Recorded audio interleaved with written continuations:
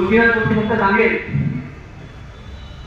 की ठाणे विकलं गेलं, या गद्दारांमुळे विकलं गेलं आणि अशी परिस्थिती आली आहे की ठाण्याच्या मोठ्या मोठ्या कारवाई करण्यासाठी सुद्धा मुंबई एसीबीला इकडे यावं लागतं.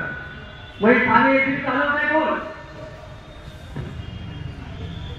गेल्या कित्येक वर्षामध्ये ठाणे एसीबीला तेवढ्या तक्रारी प्राप्त झाल्या, ठाणे महानगरपालिकेच्या विरोधात अधिकाऱ्यांना त्यावर कारवाई का झाली नाही?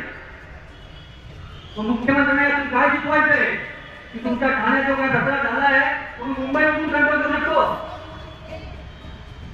आताची फक्त एक पाठवलं झोपायला गेला आहे. महापालिकेचे बस विभाग आहे, ट्रॅफिक विभाग आहे, सावध अवस्था आहे, पाणी विभाग आहे, सार्वजनिक बांधकाम आहे, प्रत्येक विभागामध्ये पाठवले आणि हे पाठवले या महापालिकेच्या सीझनला वेगवेगळे घडवून बसते. मला आठवते कोविड काळामध्ये आमची लोक जेव्हा महापालिकेच्या इथे गेटवरती आंदोलन करायचे त्यावेळेला अनेक प्रश्न बोलले होते की मनसेची लोक मागे टाळे करतात.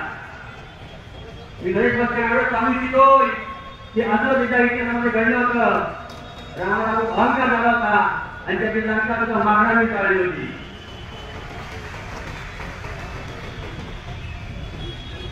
आज दोन्ही पक्ष बाळासाहेब ठाकरेंना दैवत मानणारे आहेत. आज सगळे एकत्र झाले, खरंच खूप आनंदाची गोष्ट आहे.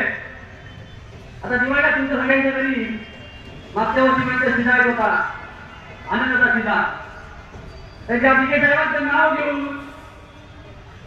तुम्ही राजकारण करता, तो शिधा बंद झालाय. थोडी लाज असेल तर सर्व पदांचा राजीनामा द्या आणि त्या माहितीतून बाहेर पडा.